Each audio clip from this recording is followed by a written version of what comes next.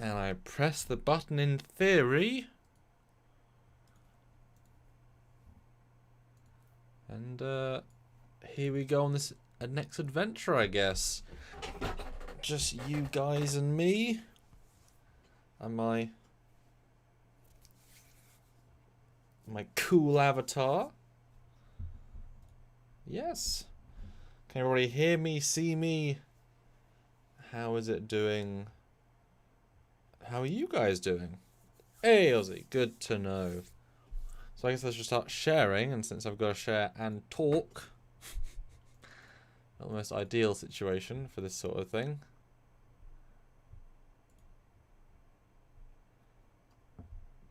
That's funny. Right, let's share this. That's an ad for water. Okay, cool.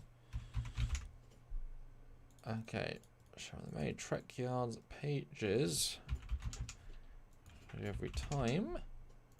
And join and say hi, guys.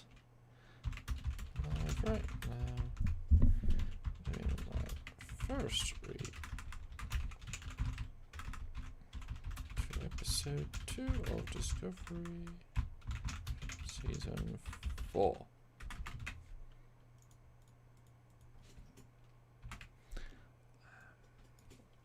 Live capital iron.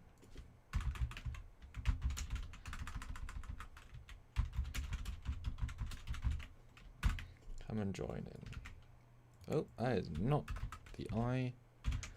There we go. Okay. Good stuff. Good stuff. That's one posted.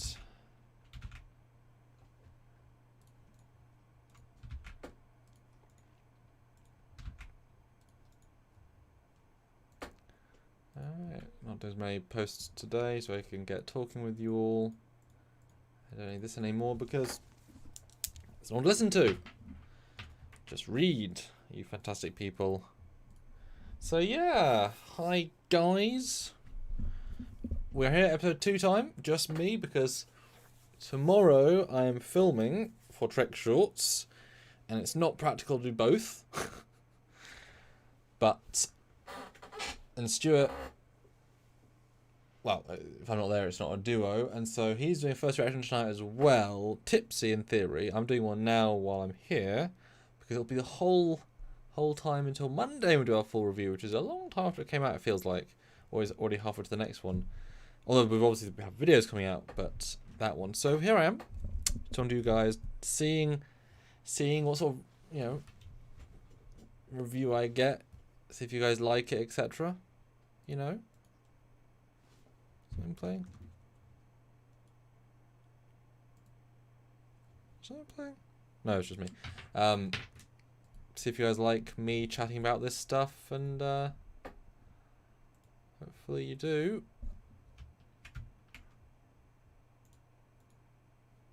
And we'll first reaction it. And yes, obviously I'll remind everyone what we made this last week. What was our Trekyards edited content? We released the Archer class space station first look. We did a spoiler-free discussion on post-burn world. We did a Workbee first look. We looked at Captain Burnham, seeing what we thought of her. The dress uniform breakdown. We did a live on the gravimetric anomaly. And today we released a tongue-in-cheek episode, which is the shuttle bay doors are finally closed in season 4. Bit tongue-in-cheek, very tongue-in-cheek, but those of us that are regulars know that is a legitimate thing that's been around for a long time. But we have a couple of super chats. Let's see what you guys are saying, because we're here to hear what you guys think. Terrorhawks, £2, the cool fractal noise thing. Thank you. Gets us rolling. Aussie, happy Thanksgiving, my superior commander Murph. Jesus. Not Thanksgiving for the UK, so I didn't even know it was Thanksgiving until this morning. So thanks all for joining us. It might all just be the Canadians and Europeans. Fleet Pause, happy American Thanksgiving, Sam. It's Turkey Day. Nice. Enjoy the... I could do the turkey sandwich right now. Or later. Yeah, turkey sandwich would have been nice. Thank you, John. Appreciate that. But hopefully, enough of you will join in to say hi. But let's start a simple poll.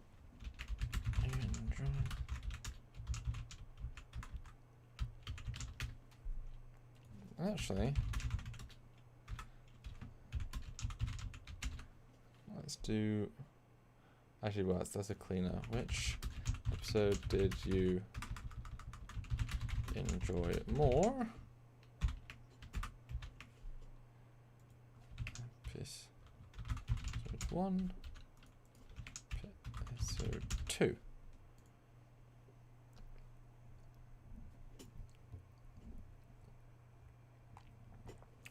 So yeah, so I'm actually here to talk to you guys.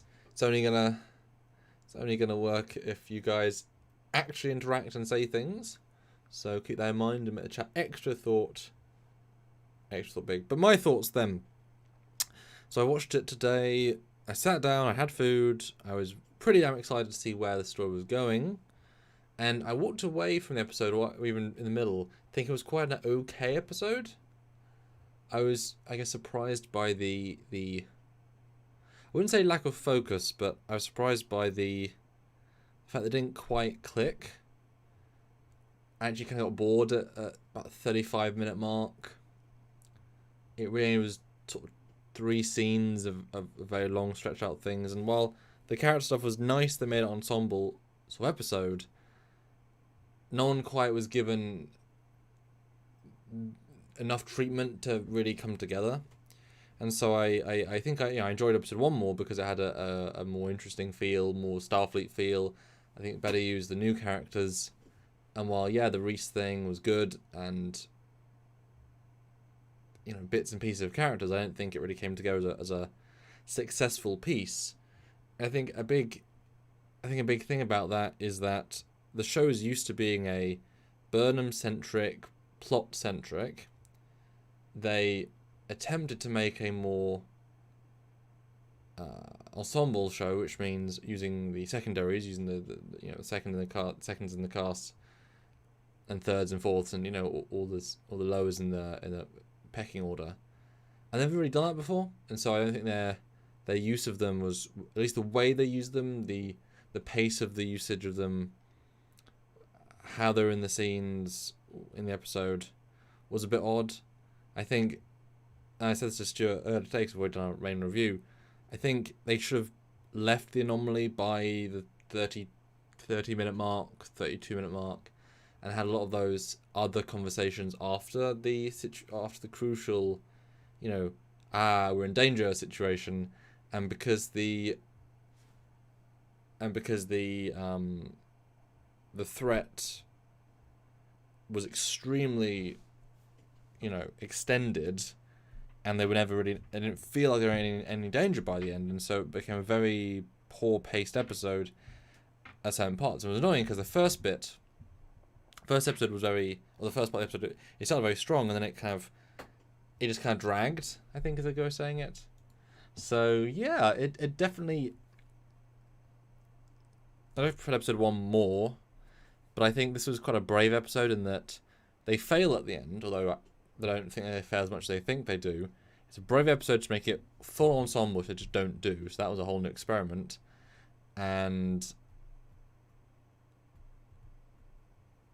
also to have them fail at the end. Ostensibly nothing really happens, so I thought that was pretty ballsy. I know all of the different story arcs have been pushed forward a little bit, but it didn't have that meat. It didn't have the turkey breast we were looking for in it. So that's kind of my overall first reaction thoughts. What do you guys think of my thoughts? I'm pleased you vote on the poll, guys. I really want to know what you guys think. So let's see what the people are saying.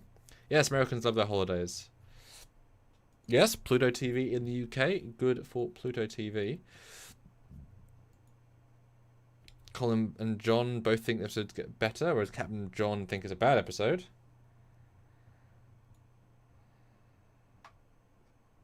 John, Ferengi and Nog. I mean, you know, Nog's a long time ago, so mega descendant. Aussie! 2 doors for the Discovery door was open at the end. Was it? Was there even space shots at the end? But, you know, they were using it for bookship, blah, blah, blah.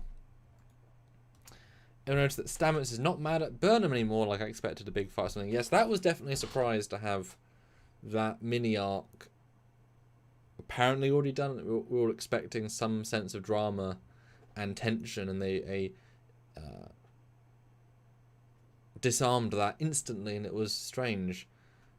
Although I think a lot of the stuff they'd set up in Season 3 will be in Season 4, which we're in right now.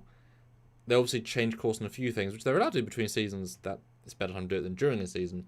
The Tilly being in red and then swapping to blue was a CGI last minute decision. So like, oh, we don't want a second in command anymore. That was a big change.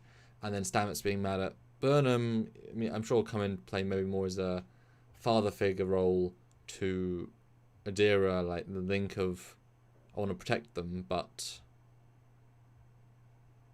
I guess not with Burnham so much. I don't know. It's weird.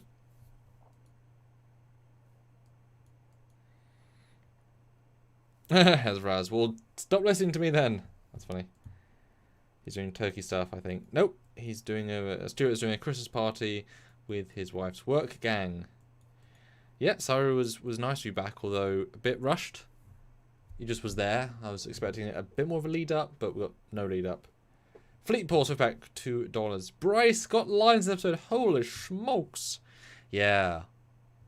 I mean, they all got something at the end of last season, but to actually focus on him, although I don't think the applause was out of character. You don't tend to applause like that. It almost made it feel more, look, here's a character we promised. And it's like, uh-huh. Yeah. So. But hey. That's okay.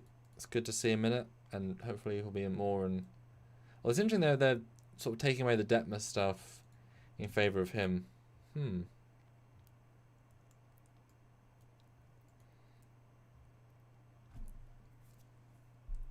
Yeah, Hezraz, exactly.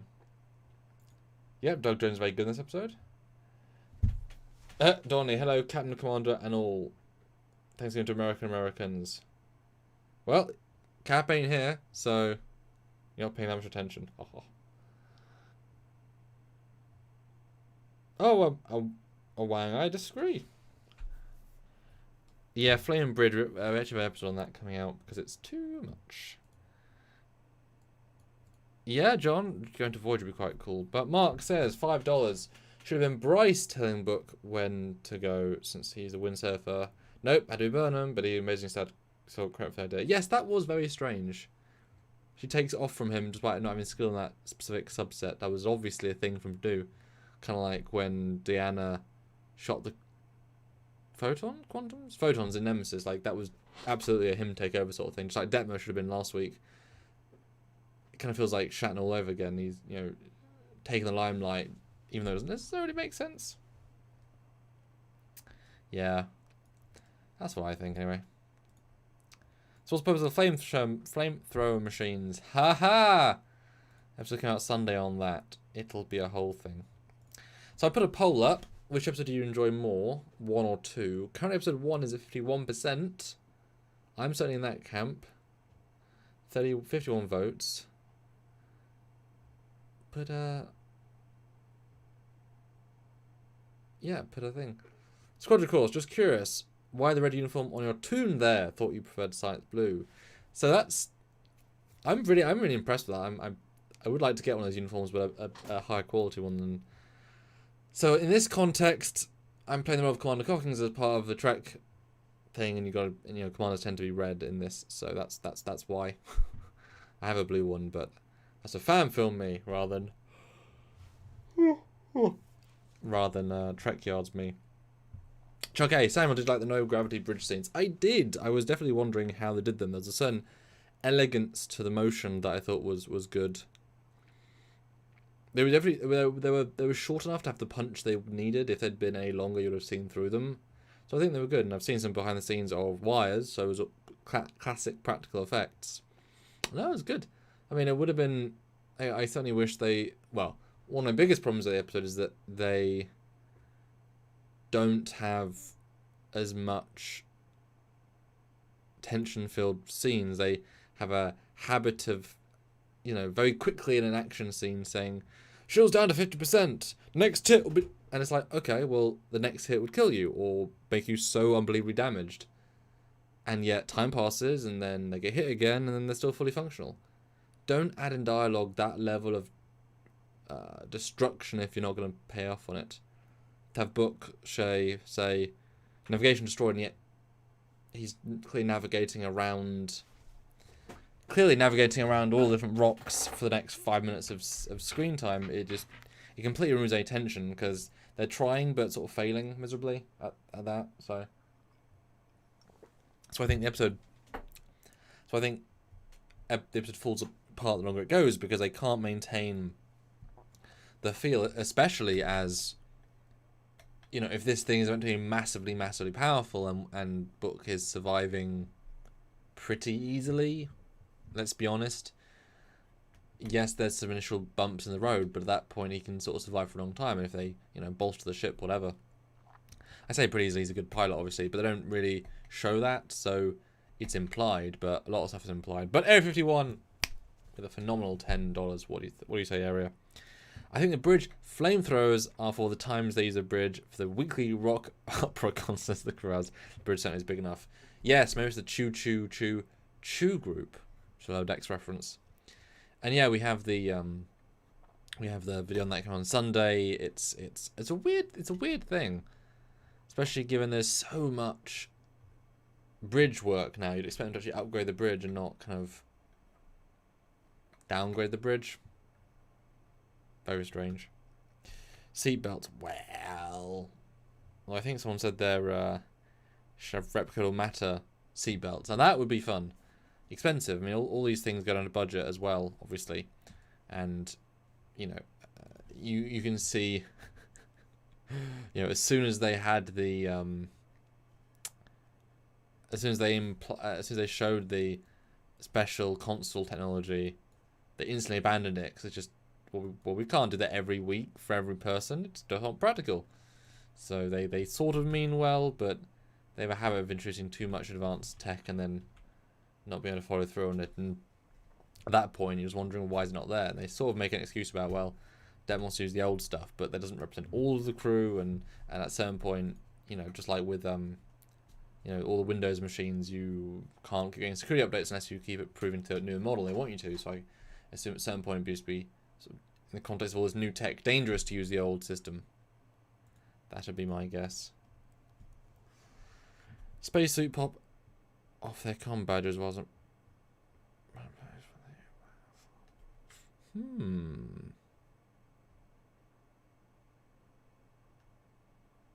Yes, and this is a very, very relevant comment. SWS1 Noir. There was a fake out moment with, did Book ship make it out of the anomaly when they sent Stamets data over there? They should have had lost signal holo connection for dramatic purposes. Yes, they should have had a massive problem with the holo throughout the entire scene, but they didn't for some weird reason. Don't know why. But Olivia, President. What do you think of the president in this show? Is she doing well? I mean, you're the only one that can sympathise with presidents here. I'm here. Sorry I'm late. Was eating dinner. Going to see the new Ghostbusters tonight after live. Oh, nice. I want to see it at some point, but it's not necessarily on my must-see now radar. Well, I'm excited to see it. I don't know if I should go see the first one again or anything. I watched Dune recently, and the new Dune as well, and it was definitely worth going back and watching the other Dune, because, hey, yeah, really had some problems with that story. Yeah, it's a whole thing. We can talk about Dune if you want to at some point. Olivia says pug. Yeah, makes sense. What are you guys on about? Deployable programmable. Yes, airbags. That's good. I can see that. That'd be a fun thing. But that's the thing, isn't it? They're in a most advanced ship we've ever seen ever, and yet it looks like a ship that's post Picard, and yet the ship is actually pre-TOS. It's a very conflicting narrative, and I keep thinking every time they blow up the bridge, that'll lead to a change out the bridge set.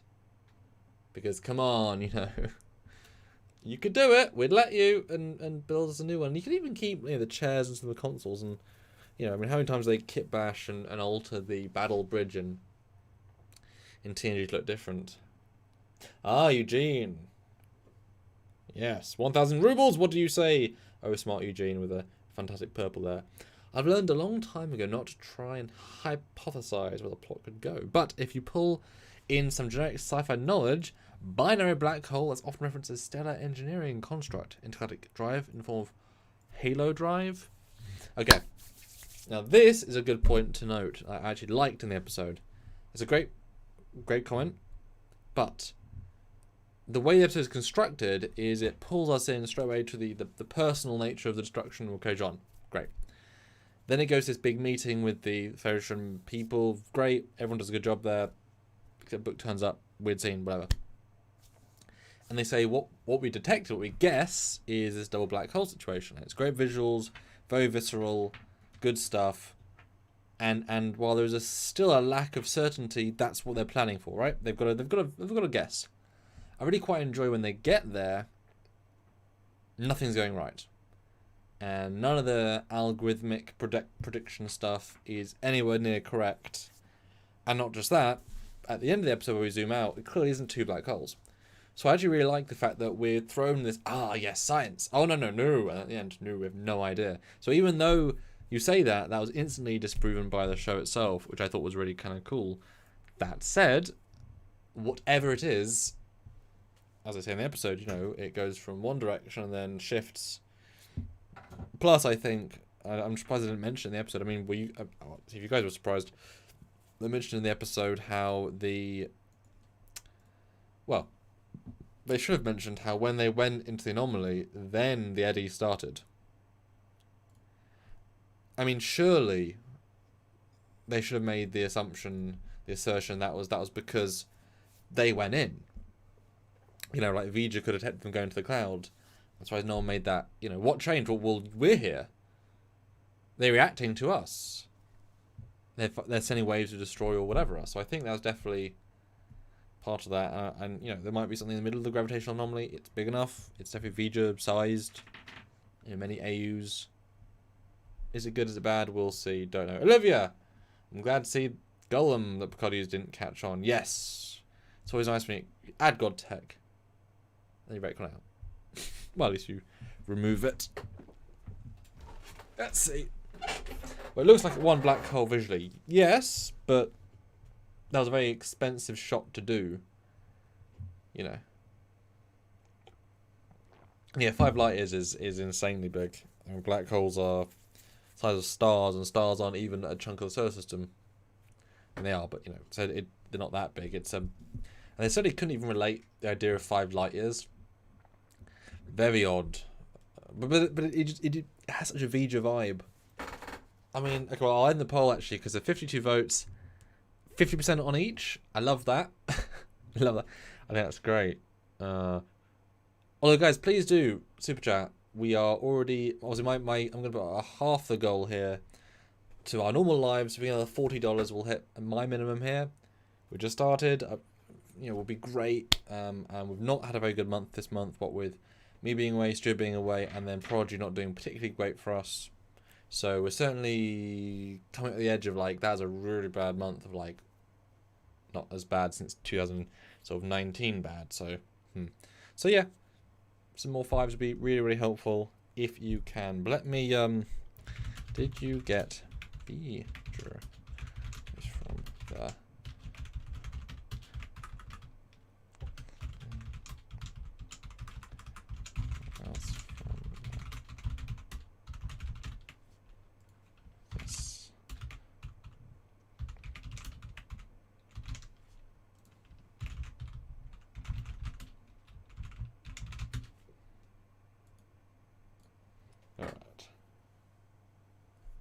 see what you guys. Okay.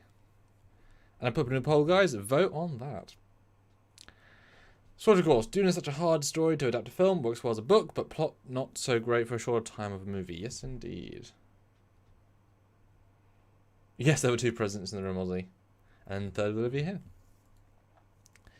Alan Park. I like the role reversal of Sarah choosing to be a number 1 after she was his last season. They have a nice relationship now. I mean, that was definitely a more logical sort of power dynamic than the other seasons. He never really necessarily earned captain. He was just sort of given captain. Not necessarily she ever and Captain either, but I don't know. It'd be weird to. I don't know why Prioritise taking another Federation ship over, being a liaison with Kaminar. It was an odd construction to bring him back in that way. It was kind of odd. It wasn't bad, but it was. They set up a story beat and they just kind of just used it. I was like, oh, well, okay then. Fair enough. Right. Let's have a look. Yeah, who are those guys at the big meeting all in black? Yeah, they were interesting. I can't imagine they were. When they said you're not member worlds, I was picturing are they Trill or something of that ilk, but I didn't know like Trill. I don't know. I'm surprised not to see other people we knew. Let's have a look.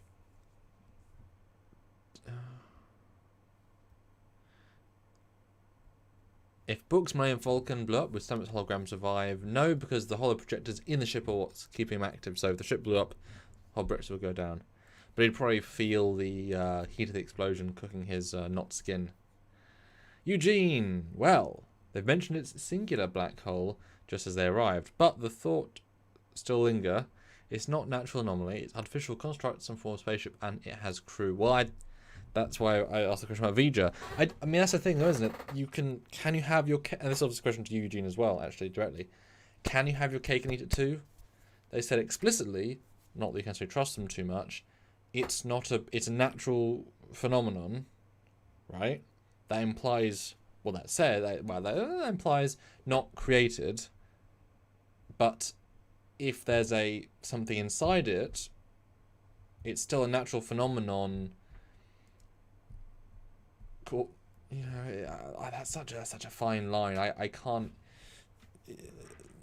But if it was created 500 years ago, it's still a natural phenomenon in the sense of it's not literally a bad guy. I'm not actually against that being like a Vija probe on the inside, but then it does have very similar vibes to when the Kaminarian shuttle ship was on the planet in the last season. So it's they say repeat themselves occasionally. But what do you think? Do you think them explicitly saying it's natural phenomenon, does that actually exclude Big Bad in the middle? Because it did change position. It did, now a living entity is different, but isn't that just a Big Bad as well? In essence, I don't know. Rebel Poet. Burnham still isn't a good captain. She was putting her personal relationship with Book far above the needs of the many. I thought she kind of balanced that okay. She said, the captain and me would do one thing. I don't know. I think it was okay. Chuck A. Brent as a Soong again in the 32nd century. Hope not. Hope only as a hologram if it happens to help with Grey. Now that actually be a great idea. I mean, sure, in the surgery, transfer, whatever you'd call it for Grey. That'd be certainly fun if Eric is there. No, not Eric. The other one, whatever the other Soong's name was. So they'd oversee as a hologram. That'd be a really easy cameo. And he's already, he's not on the lot, but he's no, you could film separate plate and then send it over. Yeah, I mean, why wouldn't you? Because it's expensive. Well, that's no reason. I'd do it. That's just me. I like connections. Let's see. I think there isn't. Yeah. Heard of Vija Q? I don't remember hearing Vija Q. Yeah, Aussie. It's definitely a vibe. I think there isn't any single object in the universe we know that is 5 light years in size. The biggest is like a black hole that is 0.5 light years. I mean, it's unfathomably large. I mean, if that literally 5 light years, does that mean it takes 5 years for light to travel from one side to the other? If there was light, I mean, solar system. That's many solar systems wide. There's a whole conversation to have about that later. But oi. Squadron course. Do you think Discovery Season 4 is going in a new direction? Well, these are both quite different sort of episodes. You have that reconstructionist feel of, boom, Federation's back. Then you have a very ensemble cast vibe episode. Neither are the normal star for Discovery. And we've already dedicated 2 episodes to this thing of 13. You can't keep having... Let's look at this anomaly. Part 3, Part 4, Part 5, Part 6. And so at a certain point, you know, there'll be a second plot, I think. And I think Eugene's certainly close. I would certainly have it be some sort of alternate people coming through, etc. Yeah, pretty interesting.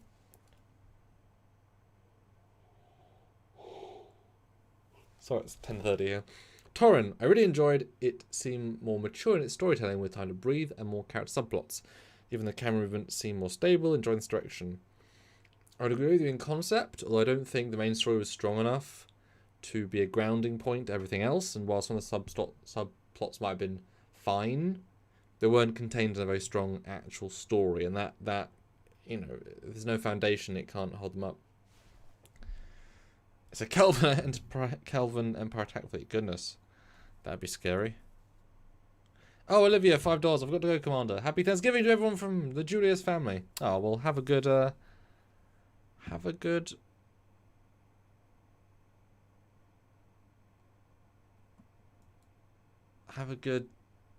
Ghostbusters. There you go. Words. Let's see. Yeah, I've seen the birds, but that thing is, the birds in the anomaly could have been a hallucination, like the kid was. So I'm not going to rule that in as a literal bird thing. It was very whatever. Eugene, yes, it's definitely some kind of mystery box, and they can always pull a yes. It's artificial, but it's also natural from some point of view. Yeah, no. Maybe it's a natural phenomenon that this alien race found a way into to use as a travel mechanism, like you said. So it is a original, but then they were able to tweak it afterwards to kind of make it more powerful. Oh wow, Squadron Course, good perspective. Yes, 5 light years is diameters bigger than the distance from the solar system to Alpha Centauri, which is our closest. That's horrendously big, isn't it? Goodness. But I put a poll, 46. Oh, and actually, guys, we're at 51 likes. Can we not get 60 likes? Can we not? Please? 60! Come on. 51. I want to see 60.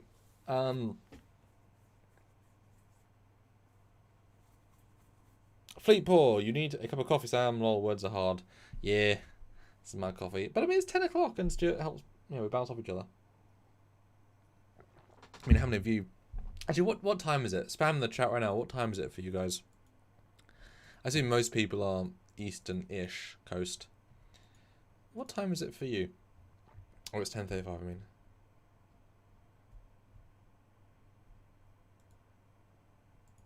But I'll be interested in what my second watch is going to bring about.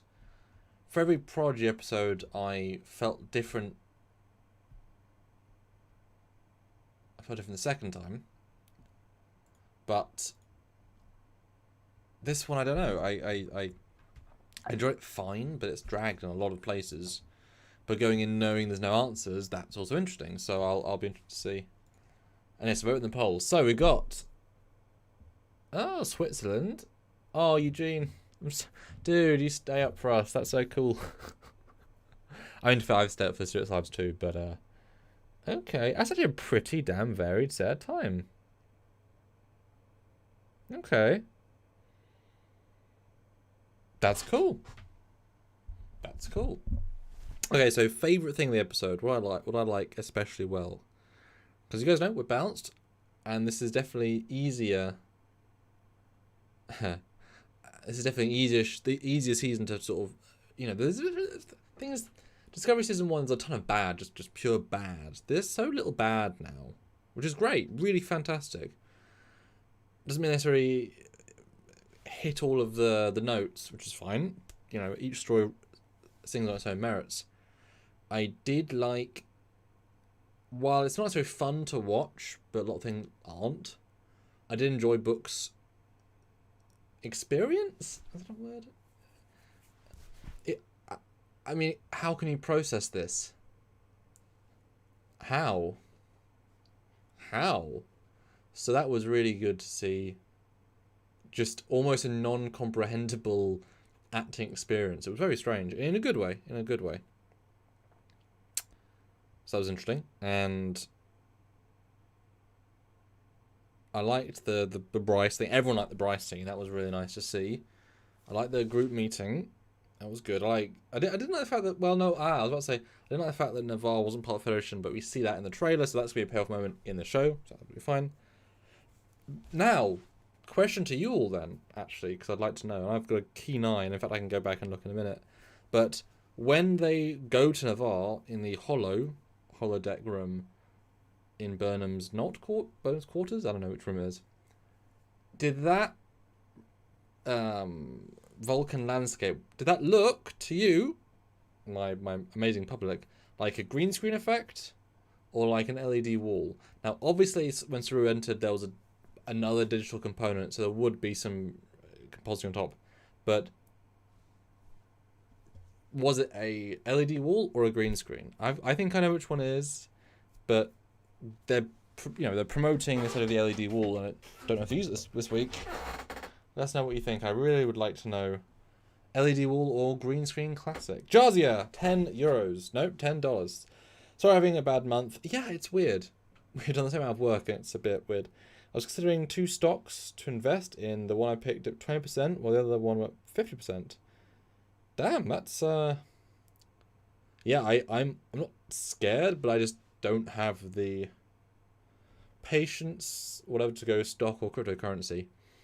I'm having to earn my own money in like a, work hard sort of way, but that's weird. Also, 5 LY is 250,000 times the distance between Earth and the Sun. Again, that's just, you can't understand that. That's too much. Wow, crazy. Let's have a look. Yes, it was Fleetpool. Yeah, Wagyu. Yeah, no probes. That's a really good point. And you would think they'd have really advanced probes. That's a really good point. Huh. Let's see. LED wall, LED wall. I looked. LED wall. There's a reference. Predator, Mandalorian, LED wall, LED wall.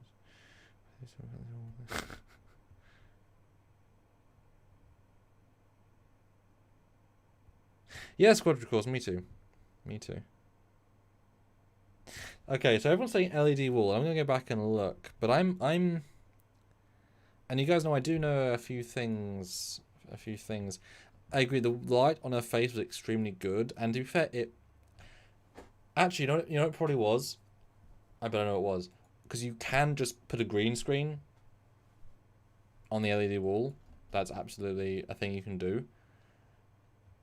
So they might have got the natural lighting with like LED wall facing them and a green screen around the rest of them.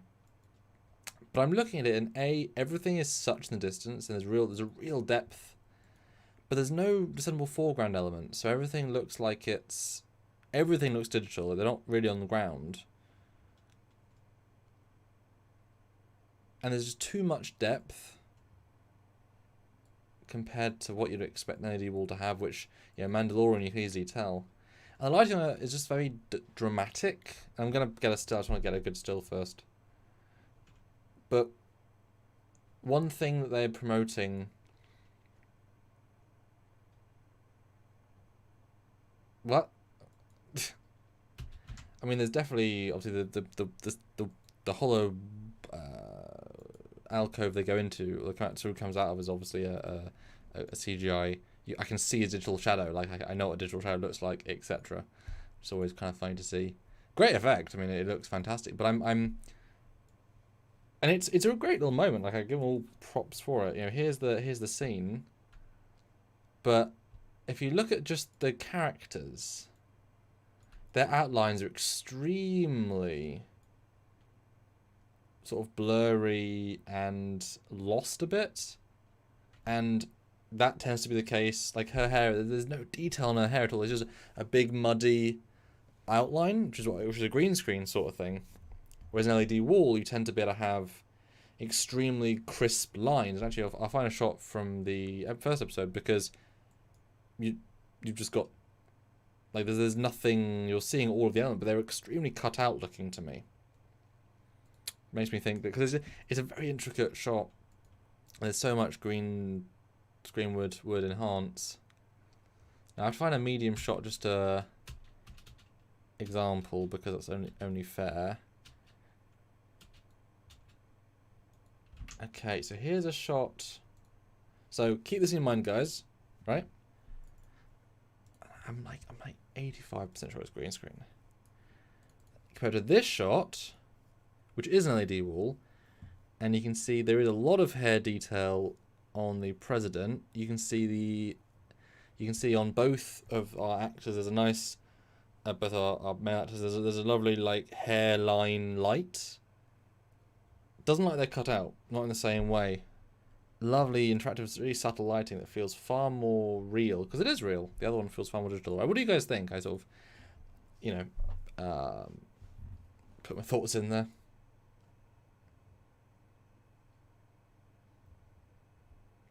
Pumpkin spice, no. And there aren't such thing as ratings anymore anyway. They've made 20, so they're going to release 20.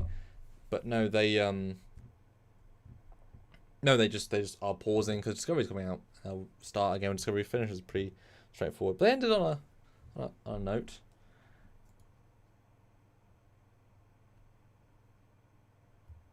But yeah, so there you go. This is just that just looks very different in terms of compositing quality, LED wall, to this, which they look really cut out, and you know, all the background would be causing more. Yeah. Good. I mean, good shot. It just felt very green screen to me. Just ambitious green screen. Anyway. Oh, we did get 62 likes. Can we get 70 likes? 70 likes. Okay. Poll. Did you get Vija vibes from the Anomaly? Maybe something else from the Robot Planet? Yes, Vija vibes 47%. But Nat a different 53%. So I'm in the minority there. Kind of get some slight Vija vibes. Interesting.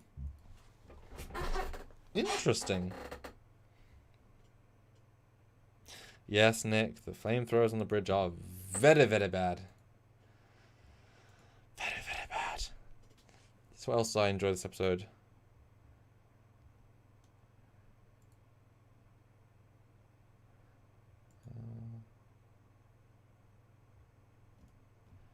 Well, guys, what's you guys' favourite parts of the episode? Oh, more of that as well. Other bits I really enjoyed. I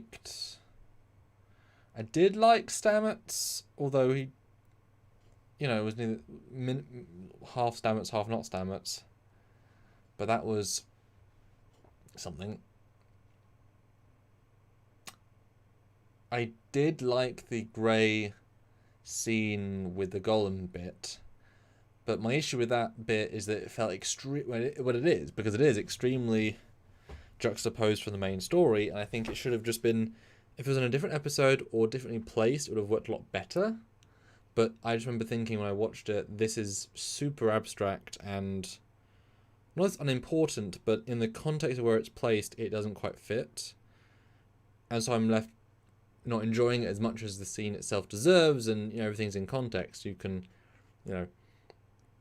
But hey, the Picard Gom thing was very logical. I like logical references. It's the, I don't know why they're only referencing Picard specifically. They've done it with the Jatvash, the Quat Malat. Boy, those things to remember. Quat Malat and the Golem. But hey, I appreciate a retcon. They definitely invented that last minute. The Picard, the Golem thing. It wasn't even saying he was going to die at the end, and then he suddenly did die. And, you know, invented God tech, it's quite hard to go back from that. But they said, and hey, the fact they thought about it, all fairness to them. Because Picard, you won't take it seriously if Picard says that, but you can if, you know, the idea of, yes, Picard was the first successful one, but if you tried, failed after it. So the Golem tech is not worth too much, and it's taken 800 years for it to be more advanced. And although it's odd that, because Grey is a because Grey is a symbiont memory in a symbiont who wants to leave, but then what if, like, are there symbiont rights to allow any dead Trill to come back in a synthetic body? That seems somewhat unethical in some way. It feels odd. And at first I thought Grey was going to do a holographic body. Yes, the holographic body was what they showed in the last episode. I'm really last season. I'm very surprised they've gone to synth. I mean, obviously they didn't necessarily. Picard invented that. Not did Trill the hosts. Yeah, sure. But a host goes. But the host is now in the Trill, so it's they've joined. I mean, the Grey is an amalgam now of all of the different things. So it's very strange. It's very strange that I assumed hologram would be the obvious choice because it's more about having an existence linked to Adira, but to actually have an existence removed. But then it's like when we had other episodes, and you pull a Trill when Jadzia and Ezra, I think they both did it. Yeah, they both did it. They shifted the memories, which aren't like full personalities necessarily. They're just parts of them. It's not exactly who they are. Your symbiont gets less, so Adira will be not the same person again once they lose the Grey. I don't know, it just feels a bit weird, but I mean, but they would have brought Culber back from the dead. I don't know. Just a bit weird. Just a bit not forced, but the motivation is just, well, it's kind of like Frankensteining, bringing someone back to life.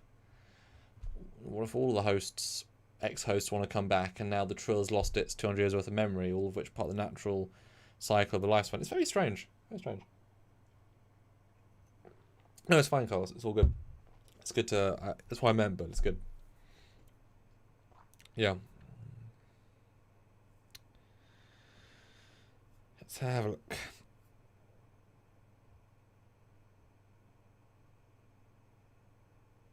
Yeah, Shimpro. It's funny.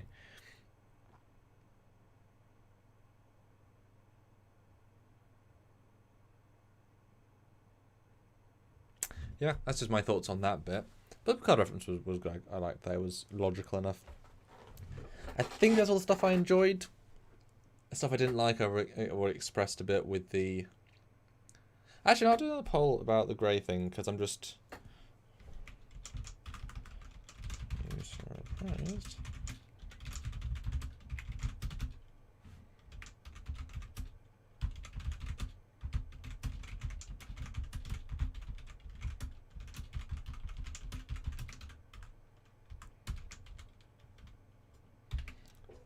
Rise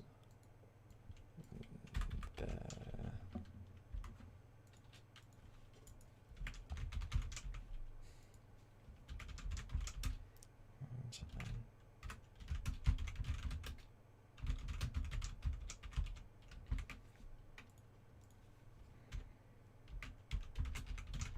Hey, Matt.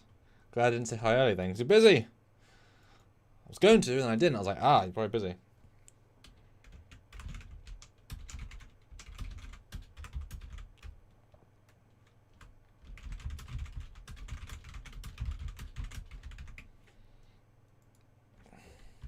Okay, new poll.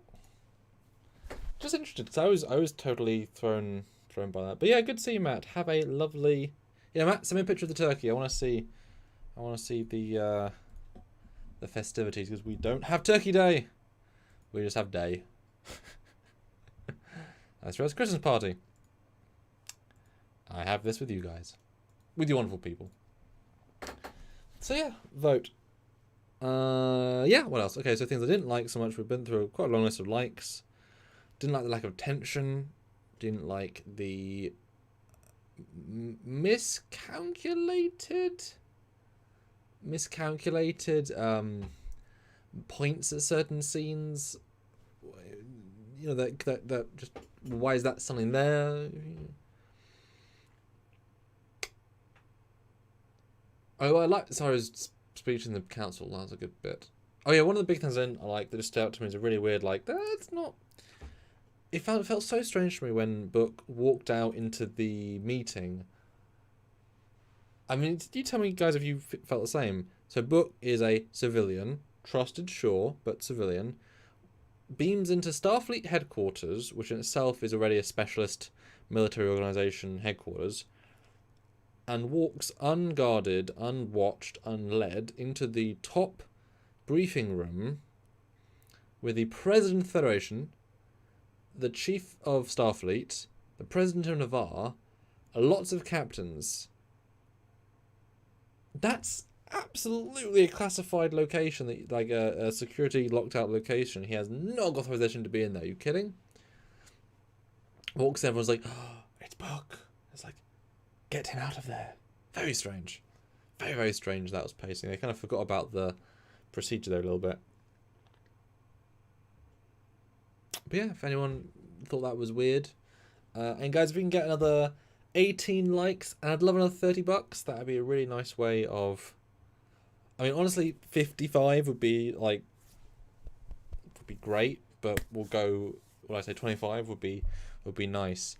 So my poll, though, 36 votes. I want to see more votes, though. Because it's just interesting. We'll get a sense for our full live. Oh, Caleb jumps us right up there. Now we need 29, which is a hell of a jump. So that's awesome. Right, what did you want to say? Let's have a read. Let's bring it there. Things I liked. Number 1, the dramatic zoom out at the end to show the full scale of the anomaly. Yes, I liked it too, but very hard to do. So it's like your mind being wrapped around it. 2, Disco's perspective while jumping. Thank you for mentioning that. I liked it better than the ship spinning itself. Yes, I thought that was a really, really good shot as well. It took out all the shit of the all the crap of it jumping and just left the yes, I agree. That was a really, really good way of doing it. And 3, Council Culber scenes.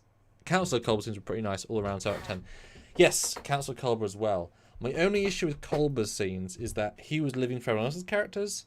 So while Stuart gave him points for character development, I kind of pushed against that a little bit because he was developing other people's characters. He was more of a point of view character, but I do agree. And they've certainly honed into how Wilson is soft speaking and personable and friendly and nice and everyone really like, yeah, he gives off that great vibe.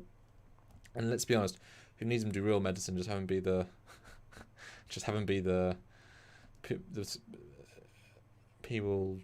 person everyone talks to. I'm absolutely fine with that. Absolutely fine with that. It's good stuff. But Caleb, that's awesome. Thank you. I appreciate that. Let's see.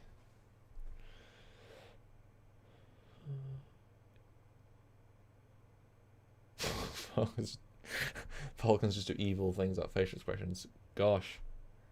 Dear me. Guys, keep voting on the poll. 47 votes. I'd love to get 60 votes. Because it's an interesting poll. Woo, Squadra. Woo. Yes, I did some 8K orthographics for Squadra recently, which is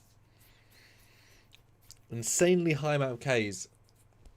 God, imagine how that would look on an actual 8K TV. 1-for-1 pixel. That'd be insane. Crazy. Let's see. I'd love Hugh to make a comment like, you know, I was promoted to be the ship's therapist, but yeah, I got so much bloody trauma. It's true. Yeah. Yeah. No, they need, But that's the thing though, isn't it? All of their roles in season 1 have been completely, you know, shifted and changed as time's gone on, so it's super redundant. But Wagyu says, isn't it funny Book spent his life rescuing transworms and taking them to the Quajon, then the whole planet blows up? Ah, now. Actually, no. They weren't all going to Quajon, there were multiple planets. Because he hadn't been to Quajon for like 20 years. He was taking them to other sanctuaries. So in fact, there weren't really any worms there. There might have been a couple, but they weren't the sanctuaries. So actually, they were fine. His life's work is fine. It's fine. Yeah. Let's see.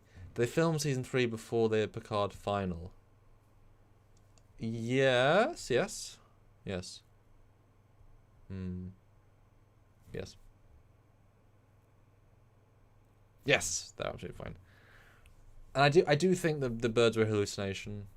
And boy, that was a good little half second moment when he said, "Oh, there's also planetary debris." Ooh, that was quite harsh. It's good harsh, but it's quite good harsh. On the 8K authors, I realised there's a hex panel in deflector. So many details. Yes. We did all of the many things. Oh, Fleet Paul coming in and jumping us once again. Fantastic. $10. Was better than last week. Love Stabbits. Stabbits one-liners about being tossed out of an airlock. Saru came back. Was good to finally see some exploring-ish. I mean, flying straight into a cloud. Need to rewatch. I give it 7 out of 10 anomalies. Ah, see, but the pacing though, and the lack of tension though. I thought last week was a lot better. I mean, yes, it had more characters, but if they're all given small sub things, but I get it. It's thing is, this episode works better if you really like the Discovery cast. This episode's a breath of fresh air. If you want more of a universal storyline, last week does better because it has more Federation things in it. So, well, I do like every time all of the flyouts of Starfleet kind of been lovely. So I'm pretty happy with that so far. Huh. But I think I'm sort of starting to run out of things to say about this one because we don't want to do everything. And then me and Stuart will talk about it as well. But I know, and Stuart does say it's always the first hour that you talk about it, and the rest is whatever it is. So I'm kind of open to about some other things. And in fact, I do have. I could talk about me seeing Dune recently. If you guys want to. If you guys want to hear what I thought about Dune, I would totally talk about that.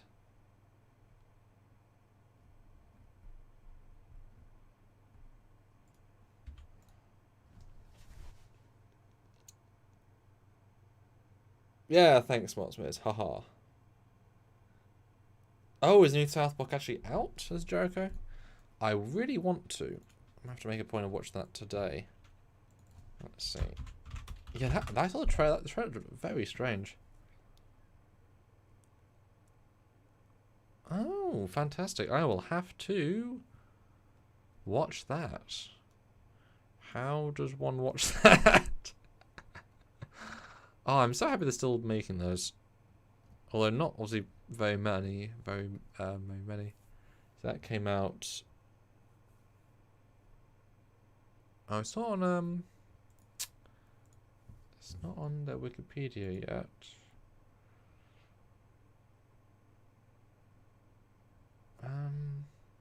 But reviews as of yesterday. Postcode. It's got a separate. It's got some IMDb. That's pretty unusual. But when does it come out, or when did it come out? Oh, it's actually a movie. It's not actually a movie, is it? No, runtime 1 hour. Okay, so it's special. Yeah, I'll actually have to watch that. I really want to. Cool. General Cord.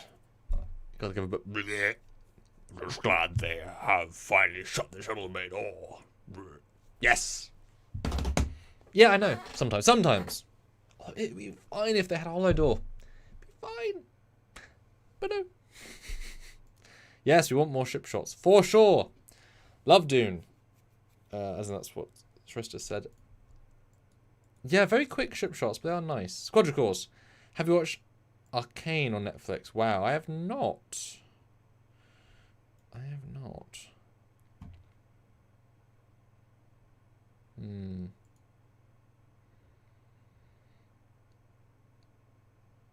Oh, I've become. I'm excited to see. Oh, and we're only $6 away from my minimum, and that is fantastic. But, which is really close. Were you the poll though? Were you surprised they're giving Grey a synth organic body rather than holographic as implied in season 3? 33% surprised, 10% assumed, so you guys are pretty clever, that's 6 of you, and 57% didn't think about it that hard, to be honest. Very fair, that's most people. 80% didn't think it necessarily. Yeah, I mean, they do... The ship shots this season, they're... Oh my god, they're better, but we need more of them, and more lingering ones. Like, we need that, and we might. You know, ship coming in, captain's log, start it, and it... We need one of those. We need one of those. But let's do another quick...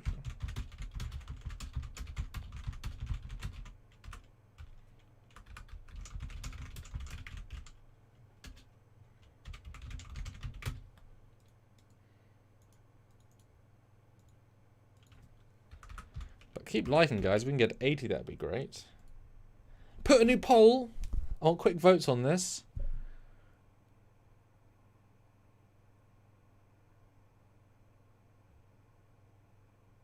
Area 51, itching close to goal. I know, right? I know, right? It does. We're not very ambitious with our goals, but we kind of know what we need to survive. And so, you know, mini ambition. But yes, £2 or $2. We're only three away. And I will admit something. Okay, I want. So vote in the poll first of all. 73 of you. I'd love to have a reaction, genuine reaction right now to this in the comments. So I'm filming a Trek short the weekend, which has not been announced, not been talked about really. There's a potential to include a Discovery Season 3/4 future ship in it somewhere. Right? Would you like to see me and my Trek shorts recognize and show, and it does make sense, it's quite weird, but it does make sense, a Discovery, 32nd century future ship in a Trek short, brief shot, brief scene, I should say. Would you like me to show that in a Trek short? Would you be like, oh, that's cool? Or do you think, that's annoying? Please put in the chat. I'd love to. What do you guys think?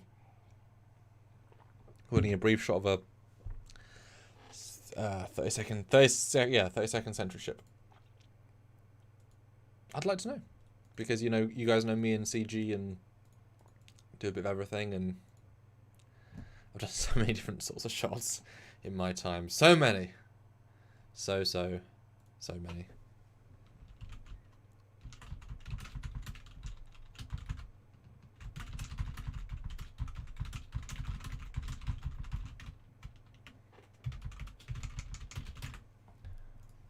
Let's see. Well, that's your take on that. Oh, that's very kind. That's funny. That's nice. That's a nice comment. I'd be fine with the 32nd century ship, although the Constitution Voyager ship designs are funny. Yes, I've explained why. Of course, it'd be interesting to see more takes on it. It's not like they're going to stop existing. Yeah. Well, Wagyu, I mean, why not? It's doing its purpose somewhere else. Why not? But yeah, I'd like to know if you guys would like to see me include a 32nd century ship in a Trek short. Colin, why not? The ships are canon now. Hideous, but canon. Do you not ask that question, Samuel? Of course. Well, it just feels so like even to acknowledge Picard Discovery is tricky because they break so many things, and they it's tricky, but also they are canon, and I use and respect the canon, and certainly if I was a fan of these things, it would be fun to go back and watch my Trek shorts in 5-10 years and actually be able to say, oh yeah, that's really cool, I did that, before I retire or whatnot from whatever I'm doing. But yeah, cool. A couple of people answered.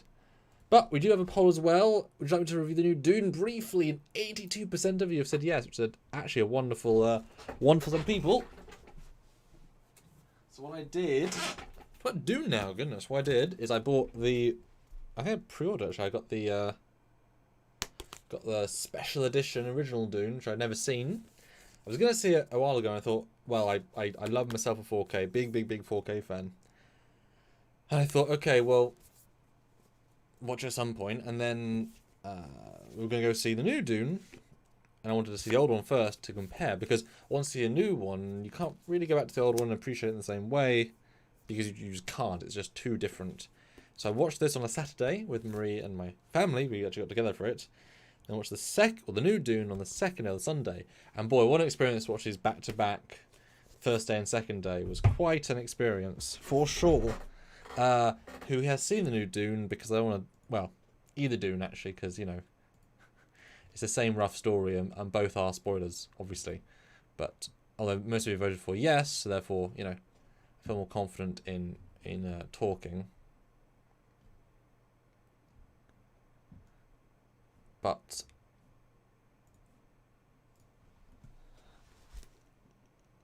is it the 7-hour version of Dune? No. Let's just make sure. And guys, like I said, $3 more, and we've reached our minimum, my minimum, and sort of 25 if doing well. Oh, okay, so just he knows all the stuff. So yeah, the first Dune, and like I say.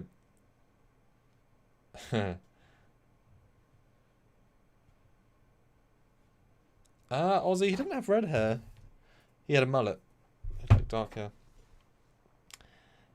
But yes, $3 more would be great, and then sort of 25 to kind of get to the second goal. But yeah, so the original Dune, the David Lynch film, is not great.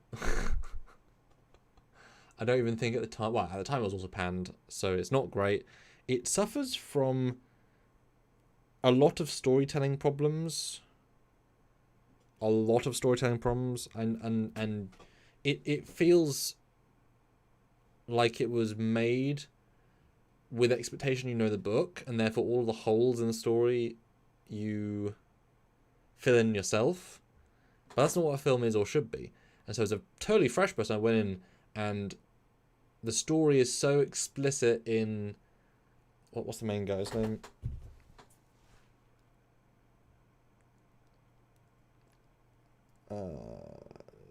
Duke Atreides... Paul. Paul is clearly Space Jesus by the end.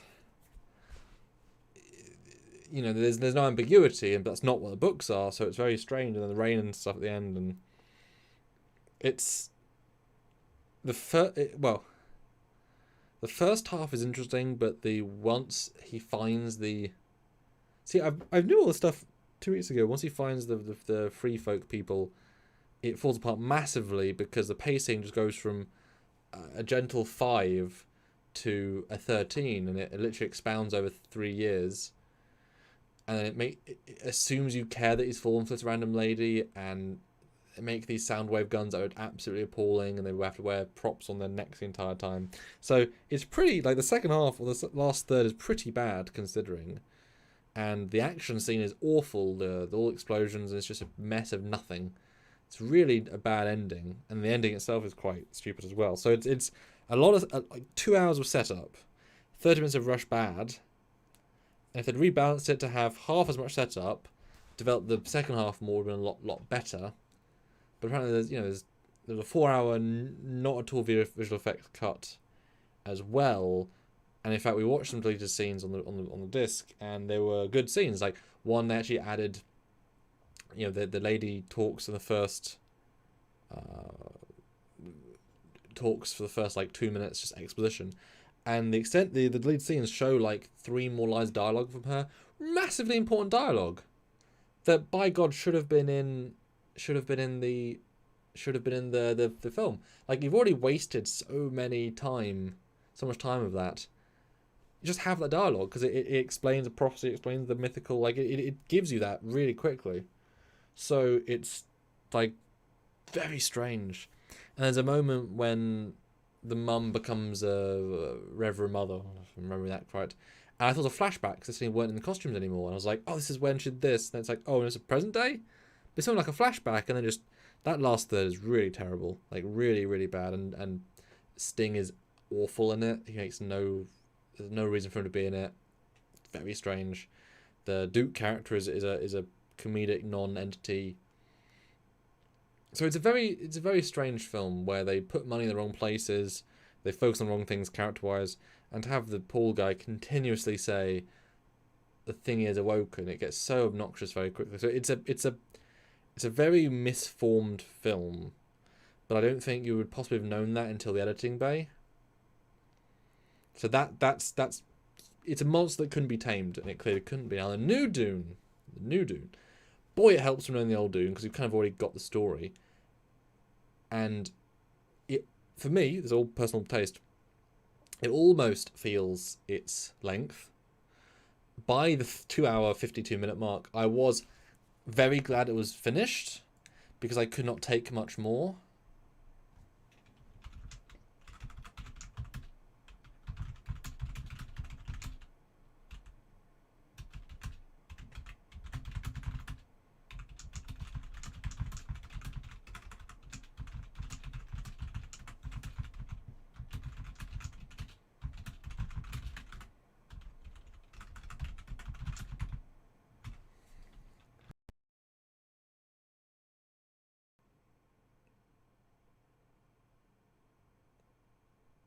Well, Eugene, he kind of is, but he is. He appears to be Space Jesus. That's kind of the way they present him at the end. Also, with apparently the books.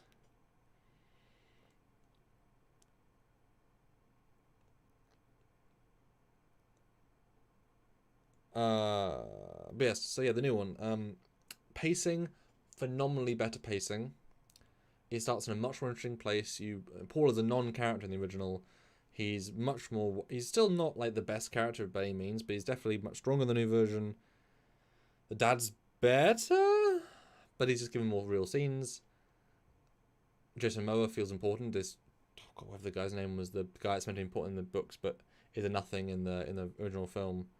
Like Johnson Bravo, his name is. He's nothing in the original film. The music's great. The music is great. The pace is much better. The visuals are very, very good. And Matt will appreciate this. The way the new one feels CG wise, that all the effects were happenstance. They never focused on anything as oh look what we could do. So all the flying over the building shots, all the digital set extensions, it's so just nothing. In the best possible way, if that makes sense. You're not left thinking how, why, or when they did it. And I saw an interesting article where they said they actually filmed everything in actual outside light, which obviously does have a really different vibe to it, and it has a certain baked look. So that was good.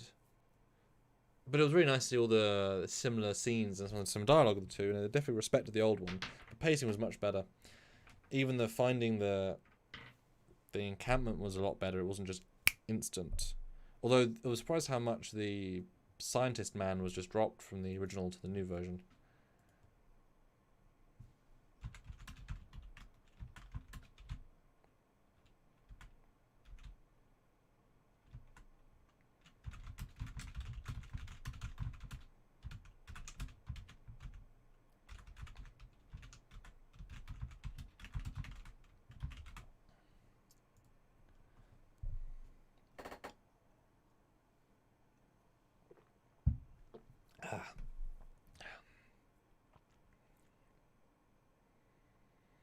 Oh no, I've watched some stuff about the books, but that's the point. The film misrepresents someone who hasn't read the books. It's very surprised, very mistold. But the new Dune's great. It was, like I said, I would not want to ever watch both the new Dunes back to back. It'd be just so, yeah, I know, right, Carl? It should be so long. But it was a good film. It was artistically made. Not that much dialogue, but it held better. The art design was more solid, less creative, more solid. The battle was phenomenally compared to the other battle with the explosive, the shells digging into the shields was very, very, very good. There's a lot more. I was going to say a lot more restrained artistry. A lot of the old one is because they could. But the new one, they can do so much more, and so everything they choose not to do is almost part of the point. So yeah, very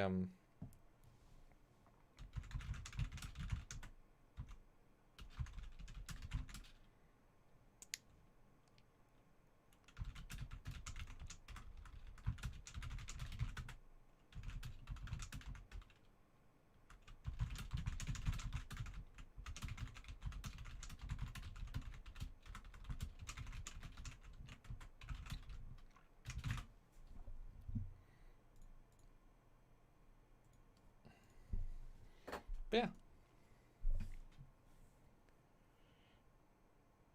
Carlos, yeah, but there are better films at the time.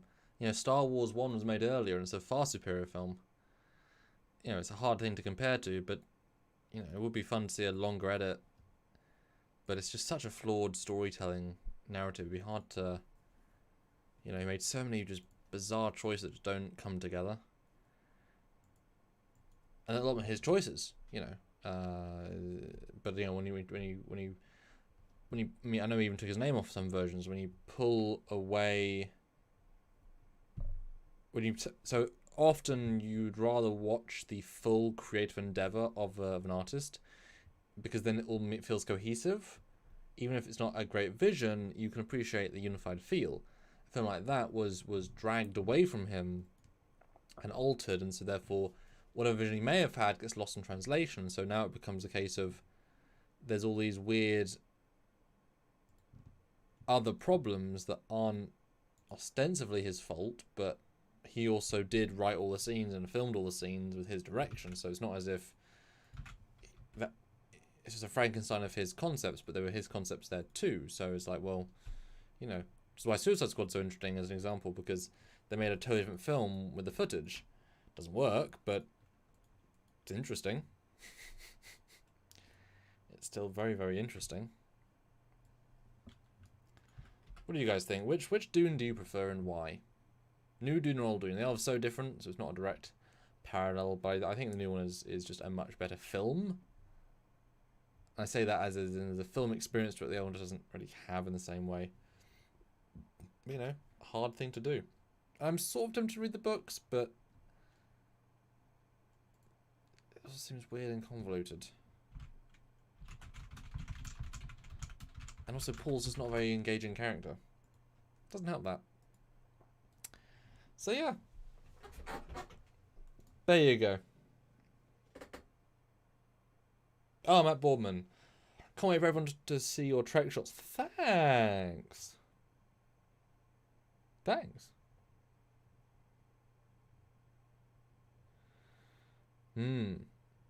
Yeah, well, that's the thing, Eugene. If I read everything, you fill in the gaps. But we voted. You guys voted overwhelmingly for me to review Dune. I just did. But guys, as I said, I'm $3 away from a minimum and 20 away from another goal. Hey, thanks, Jeff. Appreciate that. But, you know, like I say, we're now just sort of chatting, which I'm happy to do for another little bit. But definitely, like I say, $3. $3 and what you guys think. But I mean, do you guys want to know anything about my Trek shorts? We'll do a poll.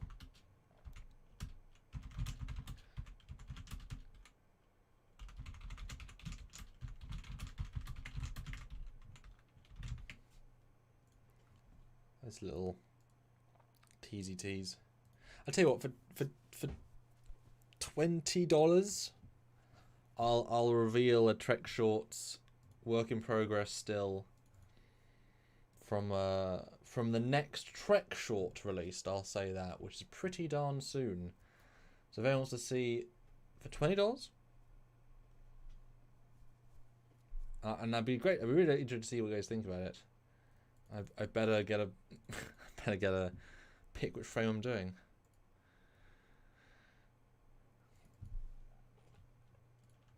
Interested to know what you guys. Let's find a still that's good. It's always a struggle finding an exact still. The problem with that one is that looks like that. Do I even have a? When will we get our signed poster, Samuel? Great question. The problem is I'm making more shorts. But I definitely want to get a round of posters signed in January.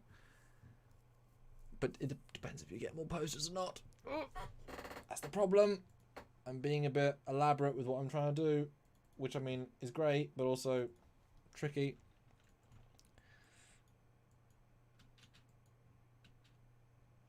like I said, 20, and I will reveal something. I haven't got a full HD render, but I've got a great little cheeky previs. Okay, so there's a still I can show. Okay. $20 and I will... Well, I'll include Flipboard, so 15, and I will show an exclusive Trek Short update. But Squad was $1. Thank you. And then Flipboard gets us over the edge. Fantastic. I think that counts for Eugene. Yes, it's Jericho. We did that in another review. Eugene says, for 1,500 rubles, Dune's sci-fi series has problems, but it's fine. The next series, Children of Dune, are even better, especially the music. Yes, no, I've definitely heard the web series, the miniseries has a lot more story and pathos.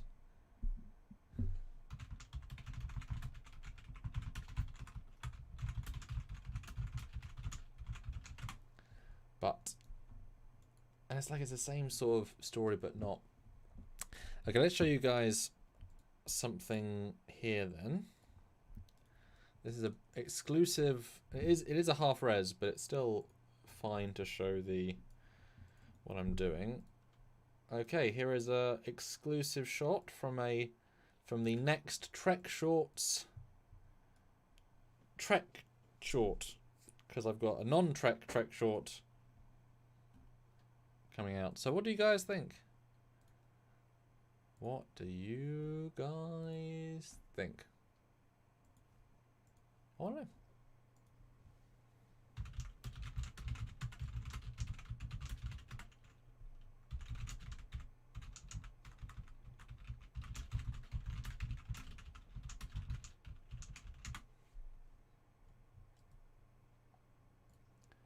Yeah.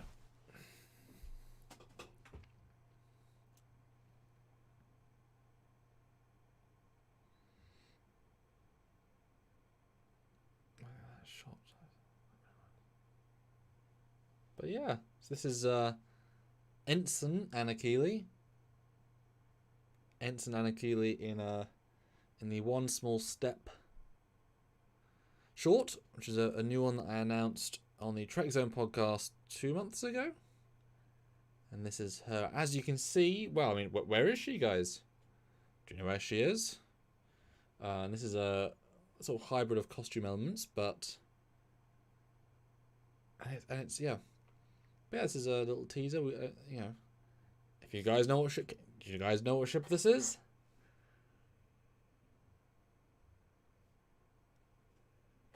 I mean, someone should know. I recognize it, but of course I did it. I had to text her and everything. God.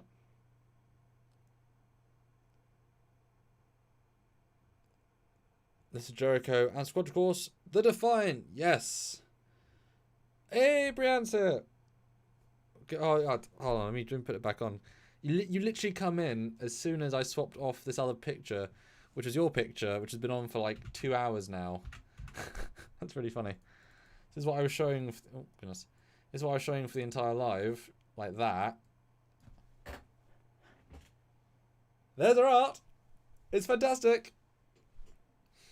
And then I take it off literally. That's hilarious. That's really funny. But yes, this is the actual Defiant, which is exciting. I never worked with the Defiant class up until this point. Yeah, and this is one small step. It's the first chronological film. We know her from her First Contact era uniform. And it's really fun to see it. The first time we had her in Voyager costume was really surreal. It was like, oh, this is a totally different vibe. Yeah, Defiant Bridge, full 3D. I think this is final color grade. I mean, how real would you say this guy's looks? I mean, I know it's obviously green screen, but you know, pretty close. And for a portion of the film, she is piloting the Defiant. Although, you know, if you're smart, you can work out uniform and when we're on the timeline. And then we end the film, or the short, I should say, with a recreation of a shot from DS9 to kind of tell us when and where we are as like a little nod to the fans. And this is nice because the characters are very different to how we've seen them in Convergence and A Long Way From Home, because they're much younger. And it was really fun to write a distinctly younger character, because in the Trek universe, experience comes with age, comes with age. But without those things, you come at it from a very different perspective. And so, yeah, it's pretty fun. It's pretty fun. Where are the lens flares? No. Fleet Paw, yes. When did the perks come out, Sam? Yes. Like I said, my focus on filming things, because I only have the studio for so long. Because I filmed.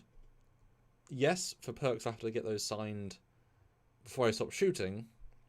I'm definitely going to do this one in January when I get everyone, but although, you know, obviously the Convergence perks, that'll have to be when everyone comes for that shoot. But it's nice. In theory I can do all that with that shoot. But yeah, I'm going to have a lot of posters, a lot of scripty things, which are exciting. You know, pictures and pictures and all signing prints and things will be really fun. And it'll be a hell of a time sending that stuff out. My God, that'll be an adventure. But it'll be nice because I'm over delivering up the wazoo on this, and I mean this short, long way from sorry names. This short was not mentioned in Indiegogo, so this is a bonus short, and it's not even that short. So it's a lot of CGI space in this one, as you can imagine. Defiant class doing some fancy stuff. And yes, Chris, the red alert bar are actually there. They flash on and off. This is an off frame, and it is really fun to then render a separate light past just the red alert and see how it just interacts with the environment. Is quite fun. But no, it's amazing because we filmed A Long Way From Home in October last year. It's now end of November, and I bought, because I'm at Boardman, I bought a whole lot of new softwares to finish that with. And I just got a renewal license on all of them. So I had to fork out quite a lot of money for those again. But I mean, the difference in this stuff to what I could do a few years ago is huge. And it was like, oh my God. And I will say that when I planned the Indiegogo, I didn't quite appreciate what I could do with the software. And having got more adept and having the budget to buy the costumes, a lot of costumes, and have them tailored and improved. It's remarkable when the issue is always actors, costumes that fit, and money to expenses. And so when you sort of have all those things in available, it's like, well, damn, I can write stories, I can do CG. It's exciting. So I've ended up doing a lot more than I thought. And so when, you know, I'll say it now. You know, when we do another Indiegogo in January, it'll be pretty freaking incredible to be able to show you guys what a year's worth of work looks like. Well, at that point it'll be 11 months worth of work. Looks like it is. It's so much stuff that is either actually done or actually, you know, work in progress, or a bit of it shot. You know, it's fair to say I overspent on stuff to get other stuff made. But, you know, if this stuff is my opportunity to make some Trek stories, then, you know, I got a lot of stories I want to tell. And, you know, when you have a good costume and a good prop, you want to use them. You want to make them feel and be used. So I do have to do another Indiegogo in January, where we'll show off a lot of the other films we're doing. Some really fun ideas. Plus, you know, a lot of stuff on the existing 5 that were promoted. We've filmed a lot of that stuff. I mean, easily most of it. I mean, yeah, what's left to do even? There's that bit, there's that bit. Yeah, it's not that much. That bit, but that's... So there's we didn't film his... Yeah, there's little bits, but it's pretty much... It's not a lot in the grand scheme. So while, you know, gotta raise some more money, hopefully it'll be a case of you guys will be like, hot damn, I want to see this get finished. Because, you know, no one will ever have done this many films for this budget, at this level, with this many things, and I'm very proud to be that guy. Still some money got to raise, and it's a decent chunk of change, but, you know, when you buy a, you know, for example, you know, not that these exact parallels, but you know, this level of prop, right? When you put this on screen, you try and temper Anomaly. When you put this on screen, proper camera, like this is the unaging Star Trek vibe. You know, seeing this on screen, living it, experiencing it, seeing it on camera. And you know, we haven't seen these for a long time now as Trek fans, and so it's been a real pleasure to be able to do that stuff. And I've certainly got more props and costumes that will have a similar vibe to, wow, I can't believe I'm seeing this again in live action. And that's been part of the joy. But they all cost money and they're investments. But, you know, pretty excited. Brianne, how... Oh, is it Brianne or Brianna? Let me know. Probably Brianna. How do you keep track of it all? Haha, amazingly. Yeah, it's crazy. I'm kind of doing them in segments, like in my brain. It does help. There's one sort of overarching story with Nim, and another one with Marcus, and a third one with Stock. I don't know. I just kind of am. It's weird. I don't know. I just kind of am. But it's you know. What's really incredible about all this, about actually doing Trek work, you know, quote unquote Trek work, is that when Convergence was theorized, it was, you know, 35-40 minute, well, 30-35 film, and for that, you know, very certain sort of pace, scale, scope.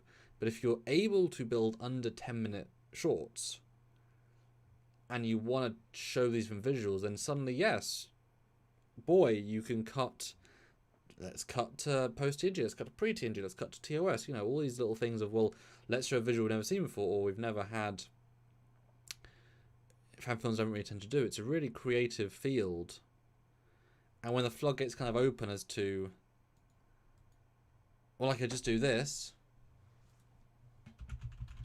It's annoyingly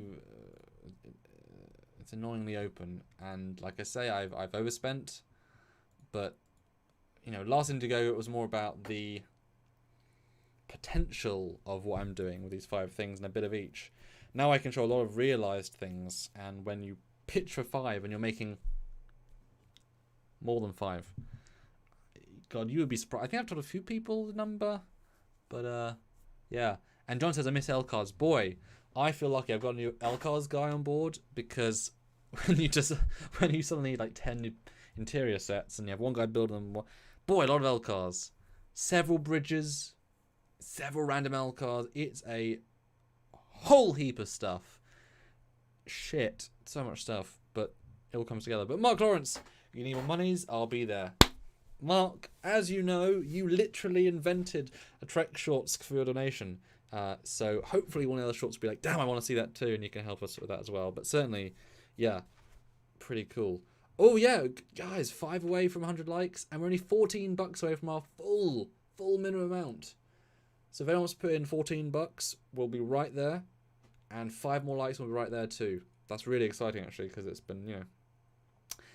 And yes, Chris, Tricorder, I know, I'm still jealous of myself. I love that design so much. It's so fantastic. And yes, Doug has posted some, well, he's reposted some pictures. And I will say I have invested in getting a Picard phaser. And in fact, actually, well, I mean, like I said, $14 and we're there. Let me actually, you know, I can show. I'll just send this to text. Oh no, it didn't. Oh boo, didn't see that was sent. Okay, let me send. So I had the pleasure of doing it. Well, I don't want to talk about the event yet, but it's a big old thing. So you know me, I'm a stickler for accuracy, as a lot of these chaps I know are. But okay, so that is one thing.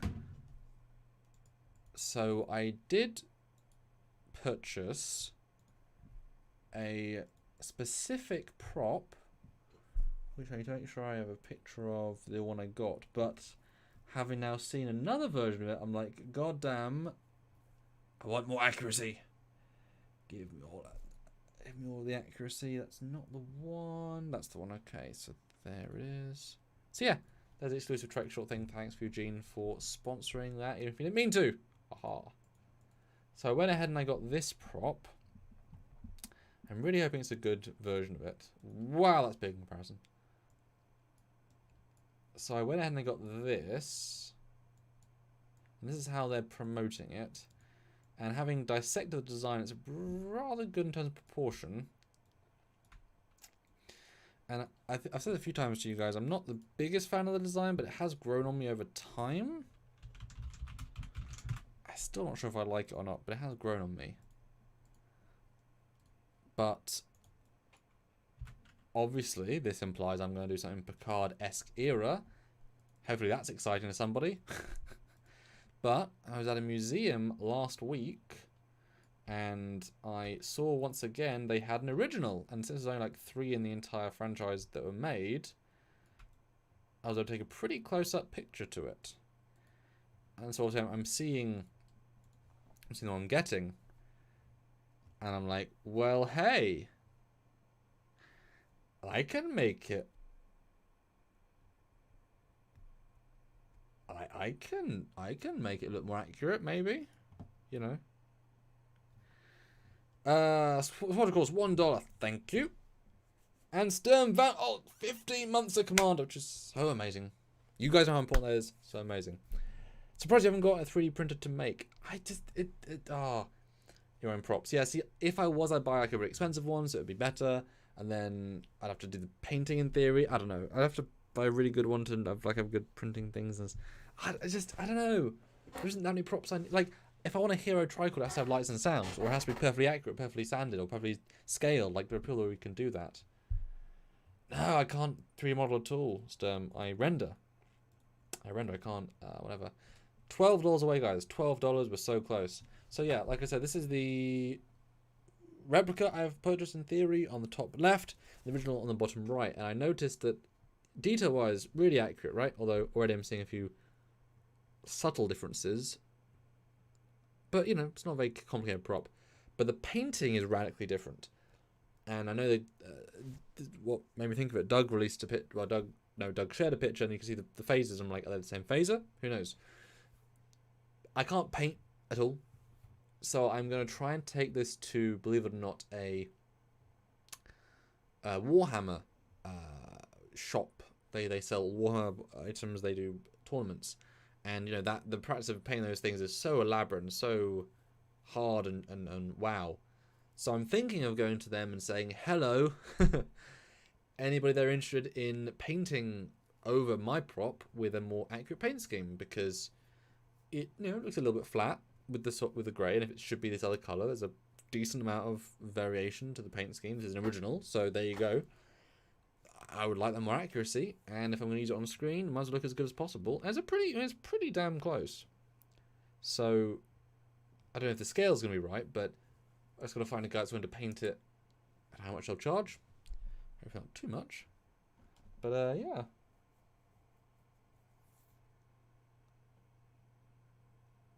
Which Nick? But I just think, you know, this sort of thing, you know, seeing it in live action again, it's really, really cool just to be able to see. Especially if it's like something expecting. You know, this is not really a phase where I can include in many things because it's in a very specific part of the timeline, but not to say it's not, you know, fun to be able to include it at all. And it's certainly a little bit of a cheeky thing of like, haha, I was able to sneak it in there. And, you know, it's canon. You know, they can't really undo it.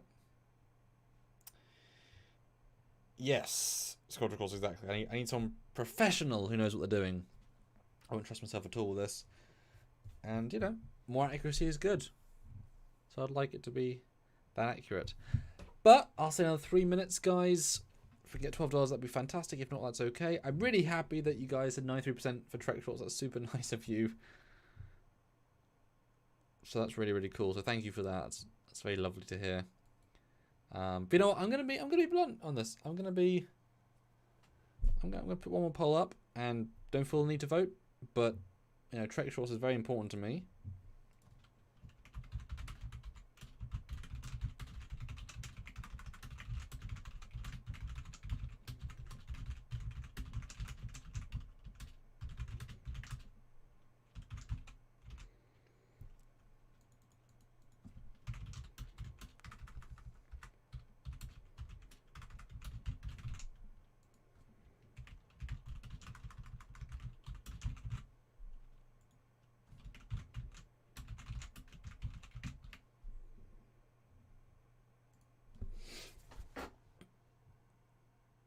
So yeah, I put a little bit of a self-indulgent poll there, but you know, vote if you want. It'd be kind of nice to know because you know you get a certain amount for that. Yes, and John, exactly. Games Workshop. Those are professionals. This is easy for them. I mean, for a good painter, this is you know very very quick. But I saw it, and I was like, ah, yeah, that's gonna be something I wanna improve. Because why not? I'm very keen on to improve these things, and you know. But no, it's a really interesting experience to be doing all this Star Trek content, and I'll tease you with another image. This has been publicly released. I don't know if it's going to technically count as a Trek short, but it's one of the things I've also done as bonus. It's great to have bonus. This is pre-color graded, but it is. But it is a good representation of another one that, you know, in theory self-funded. This is my directorial collaboration with Nick Cook from Scotland.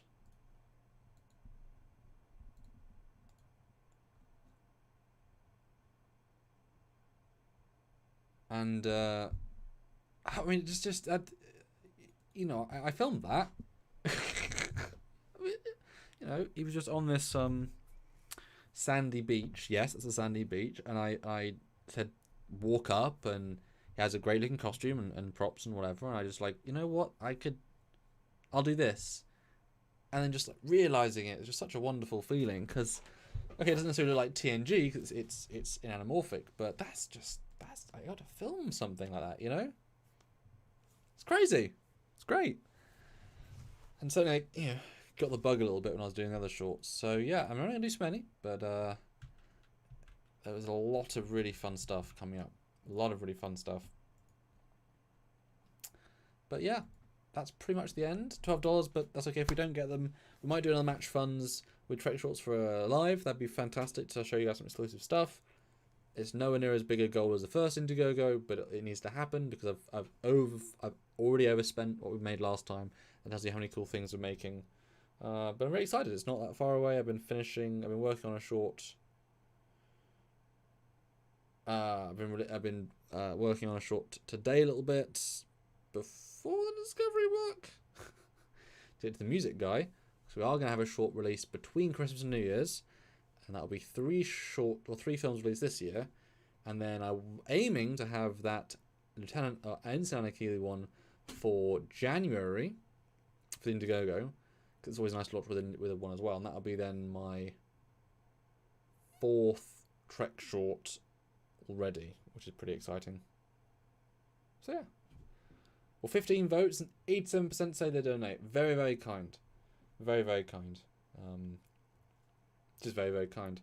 But I think about wrapping up, guys. Mark Lawrence, Sam, would you release a full reel of bloopers as well? My God, Mark, that would be a tour de force. But I definitely want to do those special features. I would definitely be inclined for that. That'd be a lot of fun. And there are definitely bloopers. Oh my God, there's one blooper in the Defiant one with me and Nim where we'll go to every Defiant set. It's the most like, oh my God, it's a moment. I don't know if I can show it. She says something. I respond. Awkward 5 seconds. Both break out into laughter. It's pretty special. Don't know if I can actually add that, but it's pretty great. But yeah, I think that's basically at the end of the live. Thank you so much everyone for joining in. If you get $5, it lasts like 30 seconds, that'd be great, but no problem if we can't. Thanks everyone for joining in. My final thoughts on Discovery episode is it was pretty good, but not the best. That's not, you know, negative really towards the show itself. Look forward to the next episode, especially. We hope they do more cool things. And, you know, you'll see our full review tomorrow. You'll see 2 videos, one each of the weekend, and then we'll do live throughout the week. And if you guys want to wish me luck as well for filming this weekend for Trek Shorts, you can. But thanks everyone for joining in. And do tune in for Stuart's first reaction later tonight. Ooh. What is Stuart going to think of this episode? I do know, but he did hold some stuff back. So I know for sure. So thanks so much, everybody. Really, really good. Thank you very, very much. So I guess, until then... Oh, it's down here. Just me. And I'm Commander Cockings. I had to go through my brain there. Oh, thanks, Brianna. See you next time. Bye, guys.